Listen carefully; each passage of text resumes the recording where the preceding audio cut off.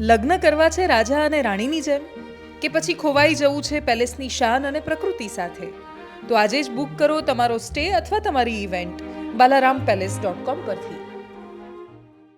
હમણાં થોડા દિવસ પહેલાં જ મેં કહ્યું હતું કે આપણે સૌથી સૌભાગ્યશાળી પેઢીમાં છીએ કે જે દેશમાં અને દુનિયામાં અનેક ઐતિહાસિક ઘટનાઓના સાક્ષી બની રહ્યા છીએ. પણ દુર્ભાગ્યશાળી પણ છીએ એટલા માટે કેમ કે આસપાસ શું કોઈ એવો જ સમય આવ્યો હશે ઇતિહાસથી લઈને વર્તમાન સુધી કે જ્યાં આભડછેટ એકબીજા માટે ધૂતકારની ભાવના, એકબીજાનું અપમાન કરવાની હીન ભાવના, અને જે નેતાઓએ આ દેશને નવો રસ્તો આપ્યો, જે નેતાઓએ આ દેશને આઝાદ કરાવ્યો, એમના નામ પર એકબીજા પર પથ્થર મારવાની વૃત્તિથી આપણે દૂર થઈ શકીએ. અને એટલા જ માટે એવા ખરાબ સમયને પણ આપણે જોઈ રહ્યા છીએ કે જ્યાં નેતાઓના નામ પર, જાતિના નામ પર, ધર્મના નામ પર લોકો એકબીજાને મારી નાખવા માટે ઊભા છે. નમસ્કાર, આપની સાથે હું દેવાંશી.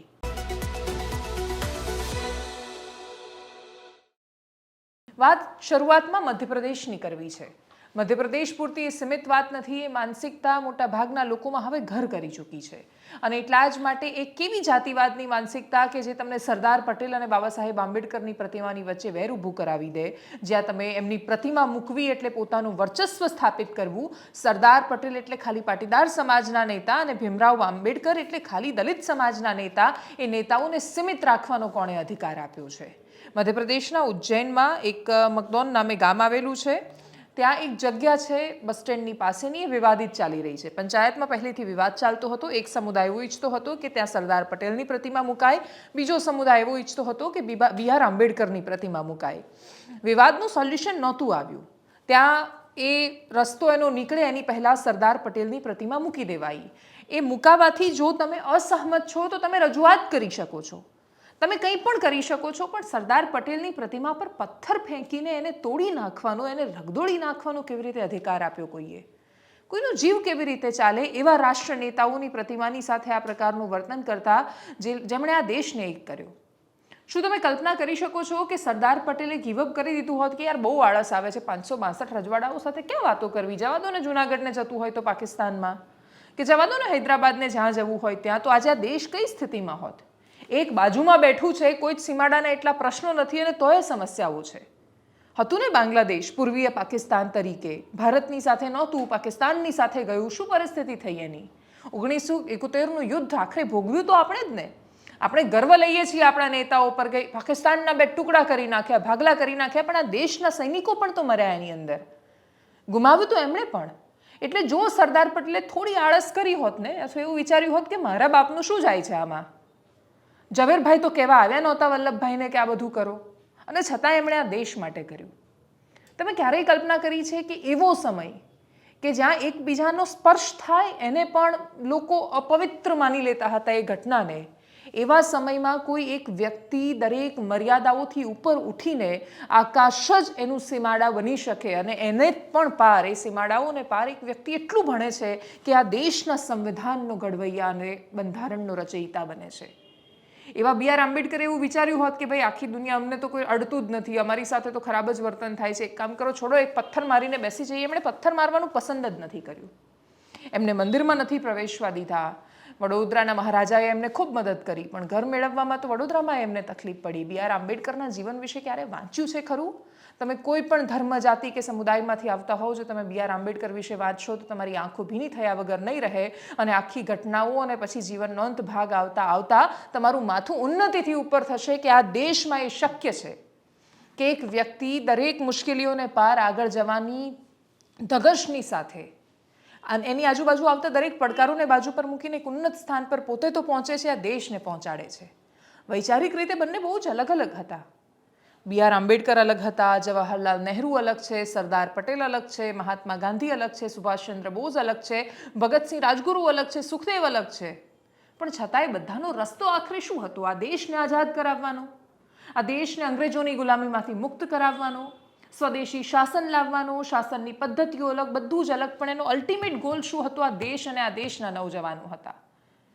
બહુ ભરોસા સાથે લોકો આપણા હાથમાં દેશ સોંપીને ગયા છે. એમણે બહુ સહન કર્યું છે આખી જિંદગી. તમે નહેરુ અને સરદારને જ્યારે એકબીજાની સાથે તુલના કરીને એકબીજાના દુશ્મન બનાવી દો છો, એ નેતાઓએ જીવનમાં ક્યારે એકબીજાની એમને જેલેસી થઈ હશે, સાથે કામ કરતા હતા, ઈર્ષ્યાનો ભાવ પણ આવ્યો હશે, દ્વેષ નહોતો એકબીજા માટે. નફરત નહોતી એ બંને રાજનેતાઓને એકબીજા માટે. તમે બંનેને એકબીજાના દુશ્મન બનાવી દીધા just because of your politics. ખાલી તમારી રાજનીતિ ચમકાવવા માટે નહેરુ અને સરદારને સામસામે ઊભા કરી દીધા. BR આંબેડકર અને સરદાર પટેલને હવે શું કામ સામસામે ઊભા કરી રહ્યા છો? ભીમસેનાના લોકોએ જે વર્તણૂક કરી એ અસહ્ય હતી.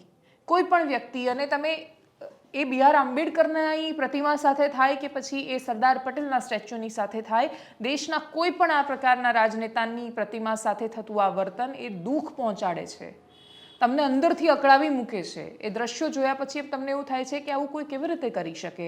એના પછી સામસામે પથ્થરબાજી થઈ, સામસામે લાઠીઓ લઈને લોકો એકબીજા પર એવી રીતે તૂટી પડ્યા જાણે બાપ જન્મારાની દુશ્મની હોય એમની, કોઈ મોટી જમીનના વિખવાદો હોય અને એવું લાગતું હોય કે આ બંનેની વચ્ચે યુદ્ધ થઈ રહ્યું છે અને આ યુદ્ધ એ લોકો કરીને જ રહેશે. અને બંનેને એવું લાગતું હશે કદાચ મનમાં કે આ ધર્મનું યુદ્ધ ચાલી રહ્યું છે. એ યુદ્ધ ધર્મનું નહોતું, અધર્મનું હતું. જે લોકોએ આ દ્રશ્યો જોયા છે એ લોકોની આંખોના ખૂણા થોડા સમય માટે ભીના થયા છે. એ લોકોના મનમાં પ્રશ્નો ઊભા થયા છે કે આજ સુધી આપણે હંમેશા રાજનેતાઓને એકબીજાની સામે ઊભા કરતા થયા છીએ. ભગતસિંહને ન જાણનારા, ભગતસિંહે શું કર્યું અને ન સમજનારા, ન વાંચનારા લોકો બસ ખાલી એમણે ગાંધી અને સરદારને ગાળો આપવી હોય છે એટલે ભગતસિંહનો સહારો લઈ લે છે. ગાંધી નથી ગમતા એટલા માટે ભગતસિંહ ગમે છે. ગાંધીથી વાંધો છે એટલે લાલ બહાદુર શાસ્ત્રીના બર્થડેને યાદ કરે છે. આ પ્રકારની વાતો ચાલુ જ હતી ને બધાની વચ્ચે સરદાર પટેલ વર્સેસ બાબા સાહેબ આંબેડકર ઊભા કરવાની જે કોશિશ થઈ છે એ આ દેશના જે ફેબ્રિક, આ દેશનું જે તત્વ છે એને ખૂબ મોટું નુકસાન પહોંચાડે છે. આ દેશ બધાને એક સાથે લઈને ચાલવાવાળો દેશ છે. BR આંબેડકર હોય કે સરદાર વલ્લભભાઈ પટેલ, એમણે આપણા હાથમાં બહુ જ ભરોસા સાથે આ દેશ સોંપ્યો છે. રાજનેતાઓ જે પણ કરે છે એ પોતાના રોટલા શેકવા માટે કરે છે. એક એક પથ્થર એમને ઉપર સુધી પહોંચાડે છે. વહેતું લોહી એમને હજુ વધારે ઉપર અને ઉન્નતિઓ સુધી પહોંચાડે છે. એમના માટે બહુ વિશેષ લાલ રંગ બની જાય છે, પણ એ સામાન્ય માણસનું લોહી છે. અને એ જોયા પછી આપણા પૂર્વજોને શરમ આવતી હશે આપણા પર. ઉજ્જૈનમાં જે ઘટના સામે આવી, જોઈએ.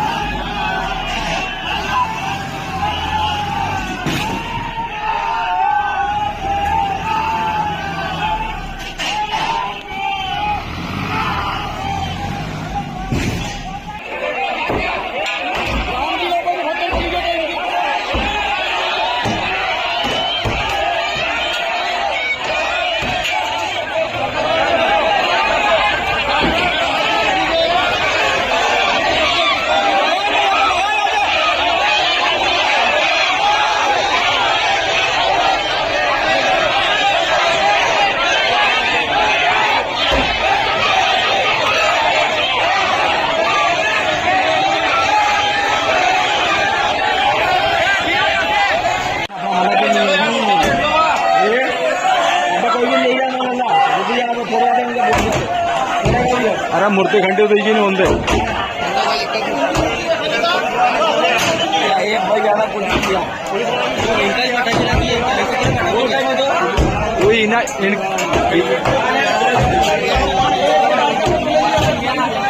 દેશથી આગળ વાત કરીએ સીધા જ રાજ્યની રાજનીતિ પર. રાજ્યની રાજનીતિમાં પણ ગાંધી સરદારના નામ પર બહુ બોલવાવાળા લોકોને આદર્શો સાથે શું લેવા દેવા? સરદાર પટેલ નાયબ વડાપ્રધાન હતા, દેશના ગૃહમંત્રી હતા, અસહમત પણ હશે, મનમાં એમને પણ થયું હશે કે મારે પ્રધાનમંત્રી બનવું છે. એમને ઘણીવાર એવું લાગ્યું હશે કે નહેરુની ઉદારવાદી વાતો સાથે હું સહમત નથી. એમને ક્યારેક એવું પણ લાગ્યું હશે કે ભલે RSSની બધી વાતો સાથે હું સહમત નથી, બહુ જ કટ્ટરપંથી છે, પણ છતાં એમણે ક્યારેય એવું ન વિચાર્યું કે ભાઈ એક કામ કરો, આપણે શ્યામા પ્રસાદ મુખર્જીને આ બધા ભેગા થઈએ, મોરારજી દેસાઈને સાથે લઈ લઈએ અને હું પ્રધાનમંત્રી બની જાઉં. એ લોકોના મનમાં વિચાર પણ ન આવ્યો. જોડાયા કોંગ્રેસમાં, મર્યા ત્યાં સુધી કોંગ્રેસમાં જ રહ્યા. એ લોકો તો સત્તાના સર્વોચ્ચ સ્થાને હતા અને છતાંય એમના મનમાં સત્તા શું કામ, એની બહુ જ સ્પષ્ટતા હતી. આપણે ત્યાં આવું નથી. ગુજરાતમાં એક પછી એક રાજીનામા પડી રહ્યા છે અને સંતોષની રાજનીતિની સામે ભારતીય જનતા પાર્ટીની અસંતોષની રાજનીતિ ચરમ પર છે. 156 વિધાનસભા બેઠક મેળવ્યા પછી પણ ભાજપને સંતોષ નથી. કોઈને કોઈ રીતે પ્રજાના માનસમાં એ ઠસાવવાની કોશિશ થઈ રહી છે કે હવે ભાજપ સિવાય કોઈ છે જ નહીં. હવે દુનિયામાં દેશમાં બધે જ આખા વિશ્વમાં ચારેય બાજુ ખાલી ભારત ભારત નહીં ભાજપ ભાજપ થઈ રહ્યું છે. Bharat is equal to Bhajap અને ભારતમાં ભાજપ સિવાય બીજા કોઈનું સ્થાન ન હોઈ શકે. એની શરૂઆત એ ગુજરાતથી કરવા માંગે છે. 156 જેવી પ્રચંડ બહુમતી ભારતીય જનતા પાર્ટી ઉજવણી કરવી જોઈતી હતી પણ એ ઉજવણી ન દેખાઈ. પણ હજુ કશુંક મેળવી લેવું છે. એટલું મોટું પેટ છે કે ક્યારેય ધરાતું જ નથી. એને તમે શું કહેશો? અમુક તૃપ્તિ પછી તો માણસને ઓડકાર આવે એવું કહેવાય છે કે એને એ તૃપ્ત થઈ જાય.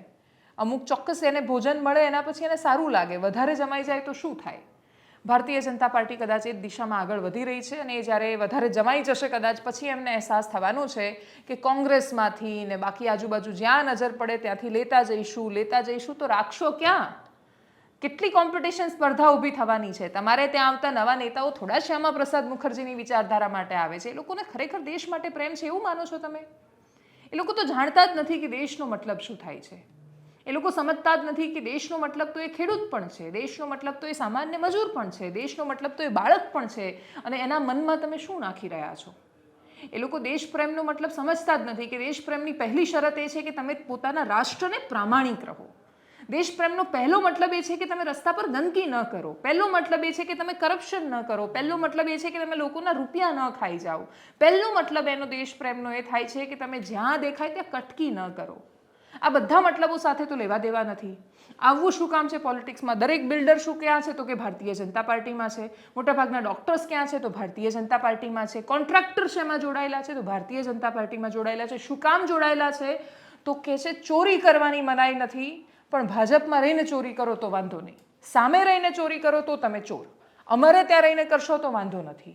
અને એટલા જ માટે આટલી ચારેય બાજુ ચાલતી ભ્રષ્ટાચાર અને એની ખદબદતી ગંદકીની વચ્ચે પણ તમે મોટી દેશપ્રેમની વાતો કરીને એક પછી એક ધારાસભ્યને પોતાનામાં લેતા જાઓ છો.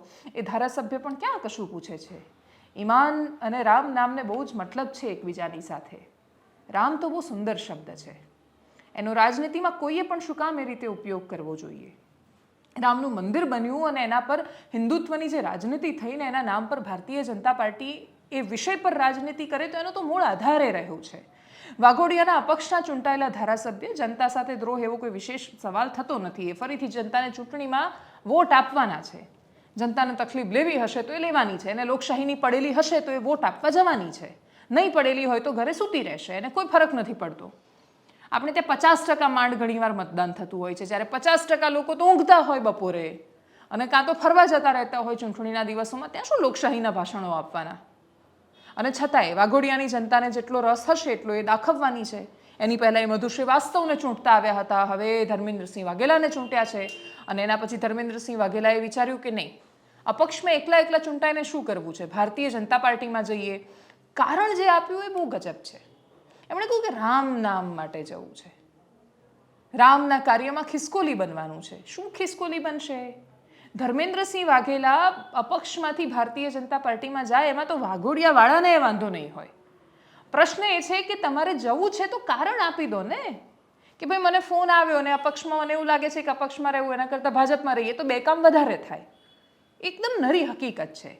એવું કહેશો તો જનતાને ખોટું એ નહીં લાગે. ઉપરથી જનતા વિચારશે કે વાત સાચી છે, અપક્ષમાં રહીએ તો તમારું એટલું પ્રેશર ના પડે, તમે ભાજપ સાથે જાઓ તો કામ જલ્દી થઈ જાય.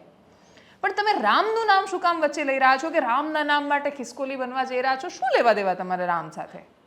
અને એટલા જ માટે જે લોકો બહુ મોટી રામના નામ પર બધી વાતો કરતા હોય છે, એ લોકો જે લોકો દેશના નામ પર કે રાષ્ટ્રવાદના નામ પર બહુ મોટા ભાષણો આપે છે, કમનસીબે આ દેશને સૌથી મોટું નુકસાન એ લોકો પહોંચાડે છે. કમનસીબે રામ તત્વને એ લોકો બહુ નુકસાન પહોંચાડે છે. રામના નામ પર આપણે એટલી બધી વાતો કરી. કોઈ નેતા ગયા થરાદના લોરવાડા ગામમાં ને કહ્યું કે પેલા ઠાકોર સમાજના લોકોને મંદિરમાં જવા દો. ઉપરથી એસપી સમજાવવા ગયા તો તાત્કાલિક સમજી ગયાનું નાટક કર્યું અને પછી બધા ગામના લોકો છે એ જઈને પેલાના મોઢા પર ત્યાં ચાવી ફેંકીને આવતા રહ્યા કે લો હવે અમારે આ મંદિર સાથે કોઈ લેવા દેવા જ નહીં, કર્યા કરજો પૂજાપાઠ. આ તો સમાનતા છે આપણે ત્યાં. અને આ કોળી ઠાકોર સમાજના લોકો સાથે થઈ રહ્યું છે. તમે કલ્પના કરો કે આજુબાજુના દલિત લોકોની સાથે શું થતું હશે ત્યાં. અસ્પૃશ્યતામાંથી જો તમે બહાર નથી નીકળી શકતા તો શેનો દેશ પ્રેમ કરો છો તમે? દેશને પ્રેમ કરવાનો અને હિન્દુ બનવાનો તો સાચો મતલબ એ છે કે હિન્દુ બનો ને. પછી એની અંદર ઓબીસી, એસસી, એસટી એ બધામાંથી તો બહાર આવતા નથી તમે. અમે બ્રાહ્મણ, અમે ક્ષત્રિય, અમે પાટીદાર, અમે આ, એમાંથી તો ક્યાં બહાર આવો જ છો? એમાંથી તો બહાર આવવું નથી. અને પછી મોટી વાતો કરવી છે. આજે મોટી વાતો વાઘોડિયાના ધારાસભ્યએ પણ કરી છે. કદાચ આવનારા ટૂંક સમયમાં બાયડના ધારાસભ્ય પણ મોટી મોટી આવી વાતો કરવાના છે. જો કે આજે એમણે બહુ સ્પષ્ટ શબ્દોમાં કહ્યું કે મારી જનતા મને કહેશે કે કૂવામાં પડ તો પડી જઈશું. રાજનેતાનું કામ જનતા કે કૂવામાં પડ તો કૂવામાં પડવાનું નથી, જનતાને બતાવવાનું છે કે આગળ નહીં જવાનું, નહીં પડવાનું, કેમ કે કૂવો છે. ઘેટા ચાલ થોડી ચાલવાની છે. જનતાને તો એમે ઘેટા બનાવ્યા છે, નેતાઓએ બી ઘેટા બનવાનું છે. બધા જ સાથે મળીને મરીએ એવું. એનો તો સમય આ ચાલી નથી રહ્યો, પણ ખેર ગમે તેટલું બોલીએ, જે થવાનું હોય તો થવાનું જ છે. બસ ખાલી રામ નામનો ઉપયોગ કરીને ન જાય એવી અપેક્ષા છે. એટલા માટે કેમ કે તમે જવાના હતા એ તો રામ મંદિર બનતા પહેલાં નક્કી હતું. તમે જવાના હતા આ પ્રાણ પ્રતિષ્ઠા પહેલાં નક્કી હતું. એક માહોલ જોઈને તમે એન્ટ્રી પાડી રહ્યા છો, ત્યાં તમે એક ઉપયોગ કરી રહ્યા છો. આવું જ મને યાદ છે પુલવામા વખતે 2019ની લોકસભા પહેલાં જેટલા લોકો કોંગ્રેસ છોડીને ભાજપમાં જતા હતા, બધા એવું કહેતા હતા અમે રાષ્ટ્રવાદમાં માનીએ છીએ અને કોંગ્રેસ આ દેશ વિરોધી છે, દેશને નુકસાન કરનારી છે, અને એટલે જ અમે હવે રાષ્ટ્રવાદ માટે પ્રધાનમંત્રી નરેન્દ્ર મોદીના હાથ મજબૂત કરવા માટે ભારતીય જનતા પાર્ટીમાં જઈ રહ્યા છીએ. બિચારા એમના હાથ મજબૂત ના થઈ શક્યા, કમનસીબે. એમણે તો ભાજપના હાથ ચોક્કસથી મજબૂત કર્યા, પણ એમાંથી મોટા ભાગના લોકો અત્યારે ઘરે બેઠા છે. એટલા માટે હવે આ અપક્ષના ધારાસભ્યો પણ એમની પોતાની લોકપ્રિયતાના દમ પર ચૂંટાઈને આવ્યા છે. એ લોકો ત્યાં સશક્ત અને મજબૂત અને સારા નેતા હશે તો જ ચૂંટાઈને આવ્યા હશે. કેમ કે 156નો જુવાળ ચાલતો હોય ભારતીય જનતા પાર્ટીનો, સામે કોંગ્રેસ, આમ આદમી પાર્ટી જેવા પક્ષો પણ હોય, એ લોકો પણ પોતાની લડત આપતા હોય, એની વચ્ચે કોઈ અપક્ષ ચૂંટાઈને આવે છે તો એનો મતલબ કે ત્યાંની જનતા નથી સ્વીકારવા તૈયાર એ પક્ષોની રાજનીતિને એમણે મૂકેલા ઉમેદવારોને. હવે પક્ષોએ નક્કી કર્યું છે પક્ષની વિચારધારા સાથે જોડાવાનું. જનતાના હાથમાં છે શું નક્કી કરે છે, સાંભળીએ ધર્મેન્દ્રસિંહ વાઘેલા અને ધવલસિંહ ઝાલાને. રામ રાજ્યની સ્થાપના કરવા જ્યારે જઈ રહ્યા હોય ત્યારે મારે પણ એમાં સહભાગી થવું જોઈએ એવી મારા વિસ્તારના લોકોની લાગણીને માન આપીને હું આજે રાજીનામું આપી રહ્યો છું.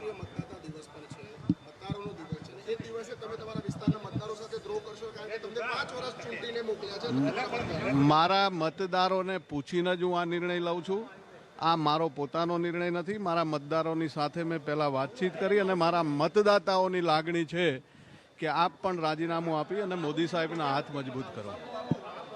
હેલો, મારા કાર્યકર્તાઓ બધા જે નક્કી કરે મેં તો ક્યાં રાજીનામાની ચર્ચા કરી છે. અચ્છા, તો આજે માત્ર અણવર તરીકે ગયા હતા? હા, અનવર સમજો ને. અચ્છા, મતલબ તમારો વિચાર છે ખરી કોનો રાજીનામું આપવાનો?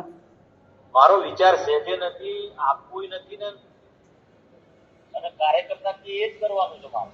એ પેલા એ આજે પણ એ જ વાત મારા કાર્યકર્તાઓ કે છે, મારા મતદારો કે છે વિચારવાનું. બાકી એક કોઈ ઈચ્છા નથી એવી એમને પૂછ્યા વગર હું કોઈ નિર્ણય લઉં.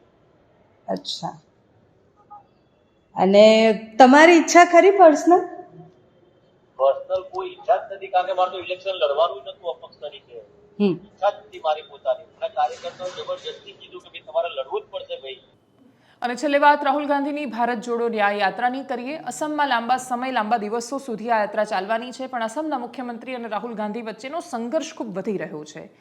FIR દાખલ કરવામાં આવી, પણ પછી એવું કહ્યું કે હમણાં એમને નહીં પકડીએ, કોઈ એક્શન નહીં લેવામાં આવે. અસમના મુખ્યમંત્રી ટ્વિટર પર રાજ્યના DGPને સૂચના આપી રહ્યા છે કે ઇલેક્શન પછી એમની ધરપકડ કરીને એમને જેલમાં મોકલી દેજો. લિટરલી તમે એમની ભાષા જુઓ ત્યાં ટ્વિટર પર તો તમને ખબર પડે કે આ માણસ ટ્વિટર પર, એક રાજ્યનો મુખ્યમંત્રી ટ્વિટર પર વિપક્ષના નેતાને ધમકી આપે છે કે જેલમાં પૂરી દઈશ, અને આ જ ભાષાનો એ ઉપયોગ કરે છે. શું ફરક પડે છે?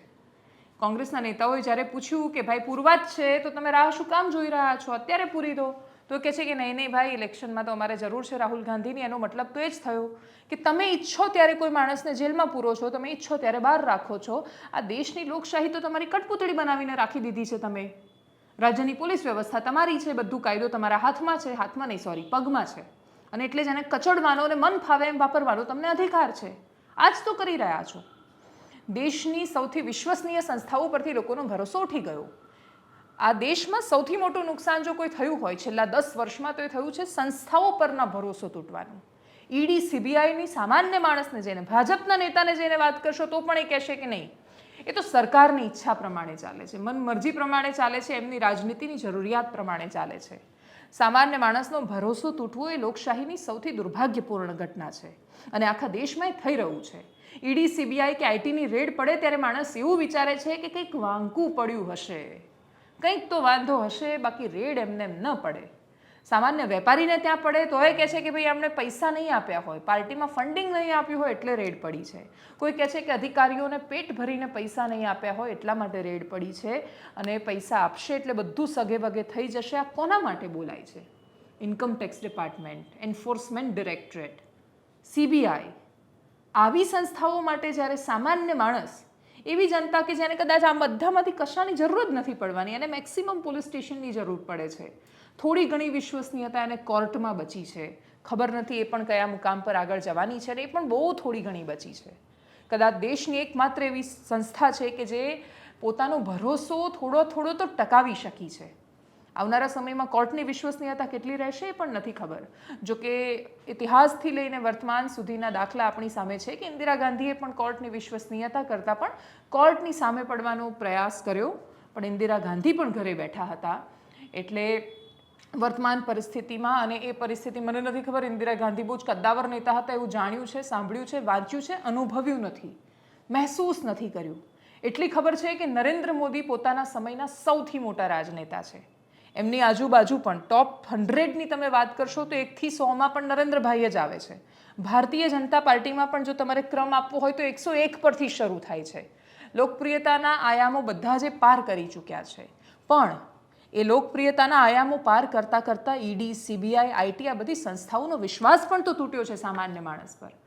એ માણસો જેને લેવા દેવા નથી એ લોકો પણ એને એ જ રીતે તુચકારથી જુએ છે. પોલીસની માટે તો એમ જ જોતા હતા પહેલેથી, અને એટલે જ એક સમય એવો આવશે કે જ્યારે જનતા ભરોસો નહીં કરે ત્યારે તમે, કાં તો 2 રસ્તા છે, કાં તો જનતા બહિષ્કાર કરે છે, અને કાં તો જનતા બહિષ્કાર નથી કરતી, ક્રાંતિ નથી કરતી, તો જનતા કરપ્ટ બની જાય છે.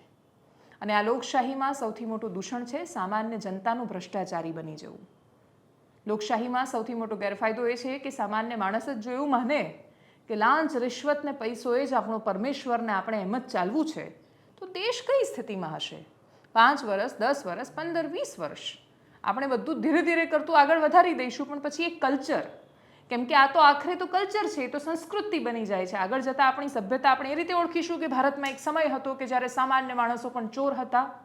તો આપણે એવું નથી સાંભળવા માંગતા, અને એટલા જ માટે જો તમે તમારા દેશને પ્રેમ કરો છો તો એનું પહેલી શરત એ છે કે જ્યાં જ્યાં તમને અસહમતિ લાગે છે એના પર કોઈ તમારા માટે શું બોલશે, કોઈ તમારા પર કોઈ પક્ષનો થપ્પો લગાવશે અથવા કોઈ તમને આવી ગણતરીમાં લઈ જશે, એ બધું વિચાર્યા વગર તમારે બોલવું પડશે.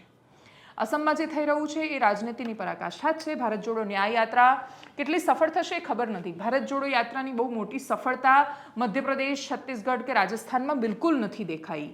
અહીંયા રાજસ્થાન, મધ્યપ્રદેશ, ત્યાંથી તો આ યાત્રા પસાર થઈ હતી, અને છતાંય પરિણામોમાં કોઈ ફરક ન દેખાયો. ઉપરથી કોંગ્રેસ ડૂબી ત્યાં, અને એવી ડૂબી કે એને કોઈ દૂર દૂર સુધી સહારો ન મળી શક્યો. એવા સંજોગોમાં ભારત જોડો ન્યાય યાત્રાથી ભારતીય જનતા પાર્ટી પાસે ડરવાનું કોઈ જ કારણ નથી, અને છતાંય આસામના મુખ્યમંત્રીનું વર્તન બતાવે છે કે એ કશું નથી કરતા, તો નવરા બેઠા બેઠા રાહુલ ગાંધીને સળિયો કરીએ. માત્ર એમનું આ જ ઉદ્દેશ્ય હોઈ શકે. બાકી ટ્વિટર જેવા માધ્યમનો, X જેવા માધ્યમનો ઉપયોગ એ વિપક્ષના નેતાને ધમકીઓ આપવા સિવાય શેના માટે કરી રહ્યા છે? રાહુલ ગાંધી પણ સામે આક્રમક થઈ રહ્યા છે. આક્રમક કરતાં પણ પોતાની જૂની શૈલી બાજુ પર મૂકીને असमના મુખ્યમંત્રીના પરિવાર સુધી ટિપ્પણીઓ કરી રહ્યા છે. જે નિવેદનો સામે આવ્યા, સાંભળીએ. और एक असम में एक बहुत बड़ा प्रश्न भी खड़ा कर दिया है इंडिया टुडे एनी ने कि वो बॉडी डबल यूज किया था बांस में. मतलब बांस का सामने जो राहुल गांधी को दिखाई देते हैं वो राहुल नहीं होता है. राहुल अंदर में 8 लोगों को बैठने का एक उनका कमरा है, वो कमरा में बैठता है. बाहर ही use a body double. That is the question a channel has post. India today ANI, is Rahul Gandhi body double part of Bharat Jodo Yatra. आप देखो ये सामने जो लोग बैठा है उसको राहुल गांधी नहीं लगते, दूर से राहुल गांधी लगते हैं. क्या मैंने तो देखा नहीं हूं, बट आप ये ट्वीट देख लीजिए. नहीं, मैंने मुझको कांग्रेस का लोग इतना ही बताया कि अंदर में 8 लोग बैठने का बास में बहुत ज्यादा स्पेशल जगह है, ज्यादातर समय वही रहता है. तो बास का सामने कौन रहता है? जो लोगों को आप लोग फोटो खींचता है राहुल राहुल बोल के. तो ये India today ANI has tweeted कि is Rahul Gandhi body double part of Bharat Jodo Yatra. Hindustan का सबसे भ्रष्ट चीफ मिनिस्टर, सबसे करप्ट चीफ मिनिस्टर असम का चीफ मिनिस्टर है।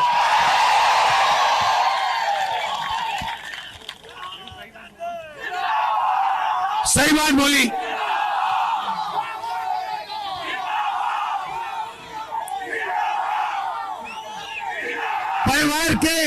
परिवार के सब मेंबर,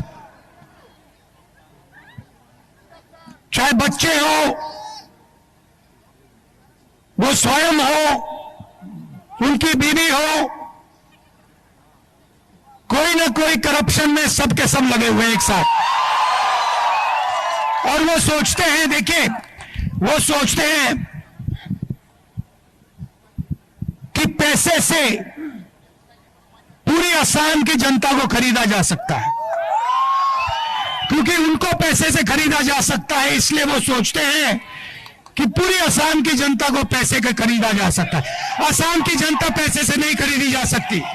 એનાલિસિસમાં અત્યારે બસ આટલું જ, પણ ખાસ વાત એ કે જો તમારી આજુબાજુ કોઈ રાષ્ટ્રવાદની વાત કરે છે અથવા તમે પોતે એવું માનો છો કે તમે રાષ્ટ્રવાદી છો, તમે આ દેશને પ્રેમ કરો છો, તો પોતાની જાતને ખાલી એકલામાં, બીજું કોઈ નહીં, પોતાની અંદર ઝાંખીને એ વાતનો જવાબ આપજો કે આ દેશને પ્રેમ કરવાનો મતલબ એને પ્રામાણિક રહેવું છે, અને તમે પ્રામાણિક છો પોતાના દેશને। જે જવાબ મળે તમારી પાસે રાખજો અને પછી બીજા દિવસે બાકી બધાને ભાષણ આપજો। નમસ્કાર।